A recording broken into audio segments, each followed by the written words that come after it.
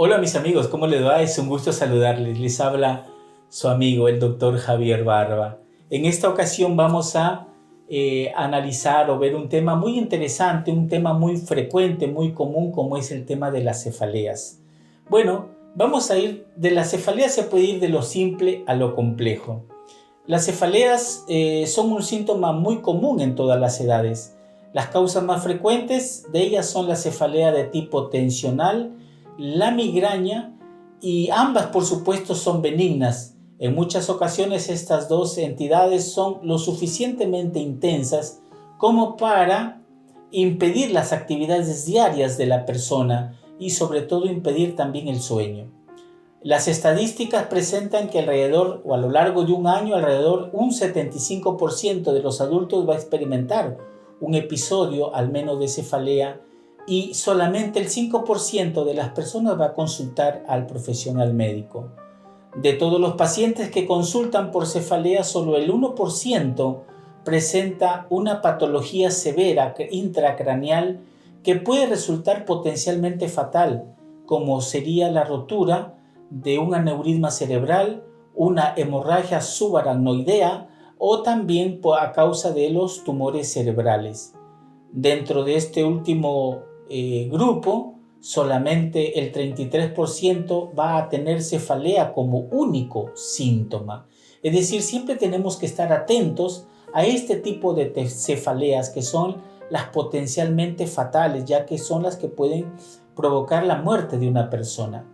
Dentro también de los grupos de los niños y de los adolescentes, alrededor del 90% de estos chicos en edad escolar ha tenido al menos un episodio de dolor de cabeza, y este es un problema muy frecuente, sobre todo en los niños que ya tienen problemas familiares con cefalea. La gran mayoría de los casos que se corresponden a cuadros, como decíamos, de naturaleza benigna. ¿Sí? Sin embargo, lo que hay que saber es que hay que diagnosticar el tipo de cefalea y sobre todo brindar algún síntoma.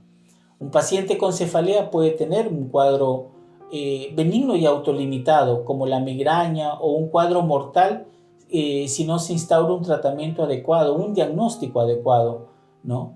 Por esto es importante que el médico reconozca las diferentes etiologías de este síntoma para darle un diagnóstico y un tratamiento correcto. ¿Cómo manejamos las cefaleas? Bueno, hay que hacer un interrogatorio siempre muy cuidadoso.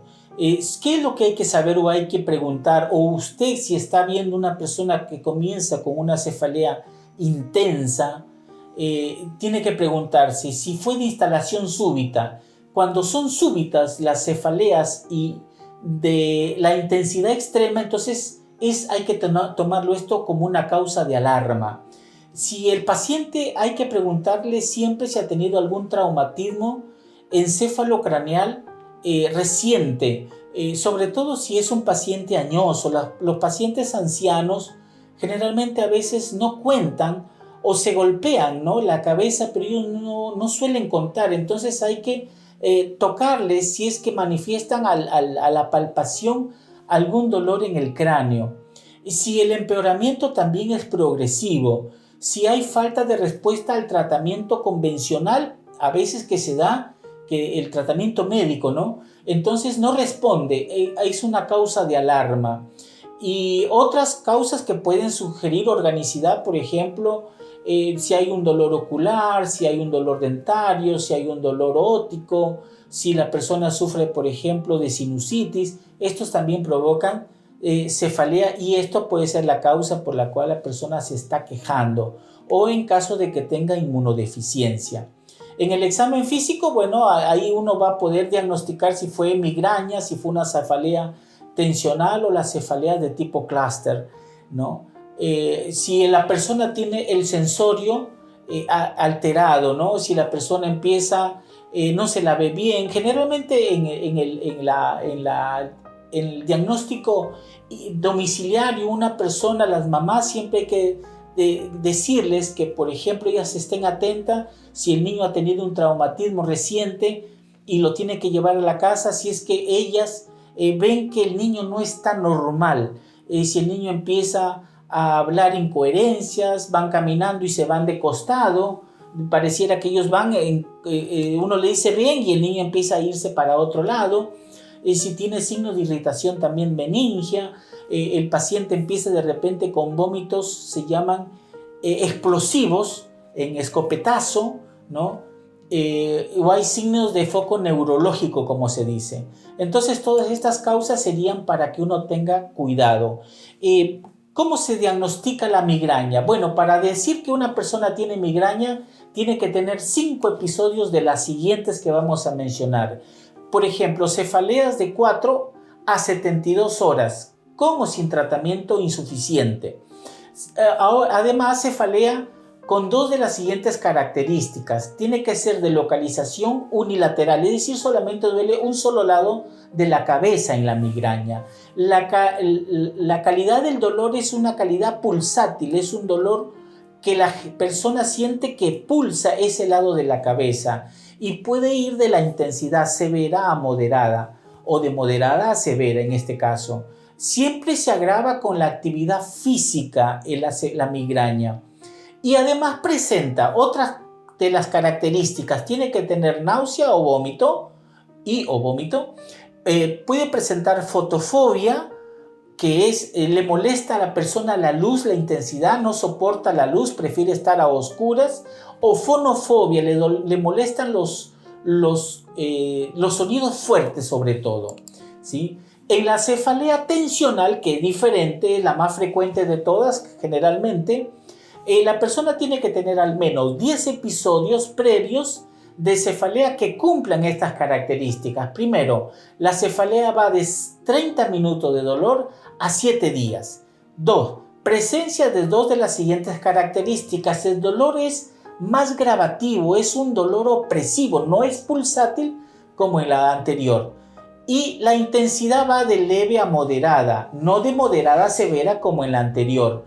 Y la localización de la cefalea tensional es bilateral, es decir, duele ambos lados de la cabeza y no se agrava con la actividad física habitual de la persona.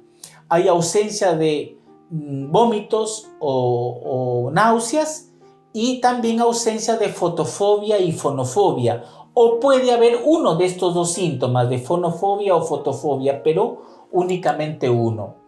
¿Cuál sería el tratamiento que podríamos instaurar nosotros para las cefaleas? Bueno, es bueno consumir, por ejemplo, las semillas de lino, 1 o 2 cucharadas durante el día. ¿Por qué? Porque el lino, sea que sea en el grano o sea molido en polvo, es rico en los ácidos grasos esenciales y además inhiben a las prostaglandinas, que son unas sustancias que causan inflamación y vasoconstricción de nuestras arterias cerebrales. Después se puede consumir las espinacas, las zanahorias, las peras, porque son ricas en complejo B, asimismo el repollo, el brócoli, que tienen magnesio. Todas estas se pueden mezclar, eligiendo 2 o 3 de ellas, se pueden licuar y beber. El jengibre puede ser fresco, puede ser la raíz, se puede consumir fresco 1 o 2 gramos en polvo, o 1 centímetro de la raíz, porque también bloquean las prostaglandinas. La matricaria, esta planta también es buena, se puede hacer en infusión para beber por la mañana, reduce la intensidad y la frecuencia, se pueden masticar también las hojitas. A veces pueden pasar semanas antes de llegar al índice terapéutico o al poder curativo que tiene esta planta. También se pueden hacer masajes con los dedos o el talón de la mano, apretando el cuello hacia abajo, ¿sí? También el músculo superior del cuello para relajarlo. Después se puede inclinar la cabeza hacia un hombro con suavidad, manteniendo siempre el otro hombro relajado hacia abajo y viceversa. Se puede colocar también la mano, por ejemplo, en la parte derecha de la cabeza, proporcionándole peso hacia la cabeza a un lado y después hacia el otro lado, viceversa. Ya se puede inclinarla también un hombro con suavidad, manteniendo el otro hombro hacia abajo, ¿no? Inclinando la cabeza hacia un hombro. Otro tratamiento sería masajear suavemente las sienes con movimientos suaves y circulares. Esto también relaja.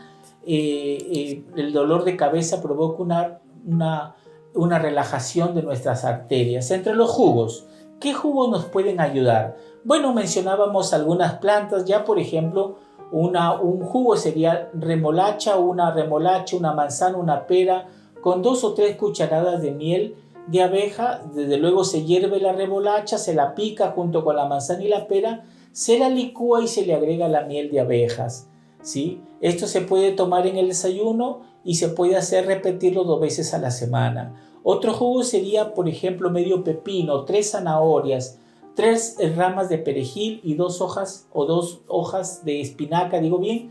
Se lavan, se pican, se licúan y se cuela. Si se desea, se puede tomar esto en un vaso al día. Estos son ricas en vitamina A, vitamina B, tiene calcio, sodio, tiene potasio, silicio, que es bueno para nuestro sistema nervioso.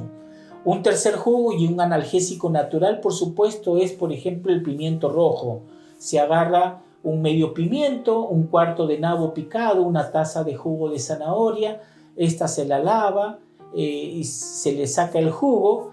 Todo esto se licúa y se puede tomar un vaso por día de estos jugos. Otro jugo sería, por ejemplo, agarrar 300 gramos de repollo, 100 gramos de apio picado. Todo se licúa y se puede beber durante 10 días durante el desayuno.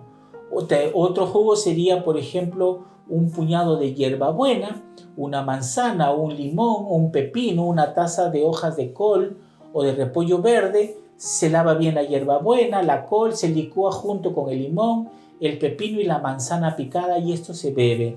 Esto ayuda siempre en cuando está instaurado el dolor de cabeza. Siempre hay que evitar los alimentos que son ricos en histaminas.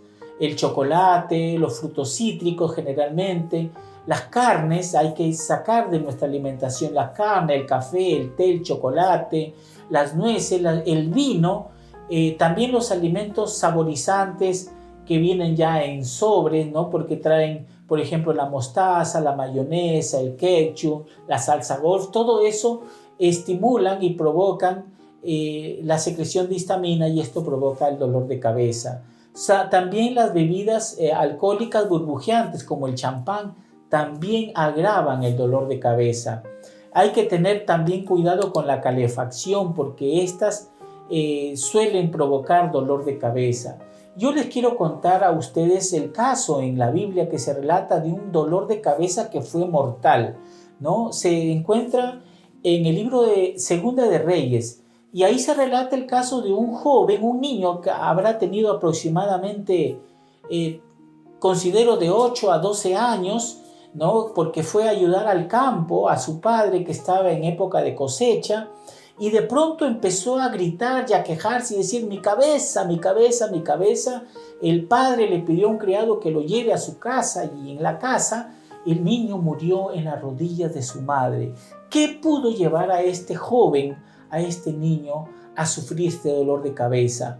Pues lo más probable es que haya sido una hemorragia subaracnoidea o tuvo algo grave. No se nos relata ni se nos dice si tuvo un traumatismo previo, pero notemos aquí que este caso fue un caso severo y que llevó a la muerte del paciente. Gracias a Dios que la madre tuvo la sabiduría de buscar a un profeta, un hombre de Dios, y entonces lo llevó y le dijo: yo te pido que me ayudes con esta enfermedad de mi hijo. Y entonces le dijo: no te voy a dejar hasta que te vayas conmigo a mi casa. Y fueron a la casa y el profeta dice que se acostó dándole calor al muchacho y le pidió a Dios que le devolviera la vida, porque la vida de este hijo había sido un milagro en la vida de esta mujer que no tenía hijos y que ya eran padres adultos ancianos prácticamente cuando tuvieron este hijo. Fue un milagro. Y entonces este hombre de Dios, el profeta, le rogó a Dios que le devolviera la salud y le devolvió la vida a este niño. Así nosotros podemos tener esa confianza de que Dios es el dador de la salud y el dador de la vida. Él, cuando sufrimos estos dolores, nos aqueja la enfermedad, podemos ir a Él en toda confianza que Él está para socorrernos. Deseo que las pasen bien, mis amigos, y tengan un buen día. Sin duda alguna, los dolores de cabeza son tan conocidos y molestos que hemos hecho una frase común para los problemas. Por eso decimos, esto es un verdadero dolor de cabeza. Pero en esta conferencia hemos descubierto cómo tratarlas. Acompáñenos a nuestra próxima conferencia y conocerás una terapia que te sorprenderá. Te esperamos.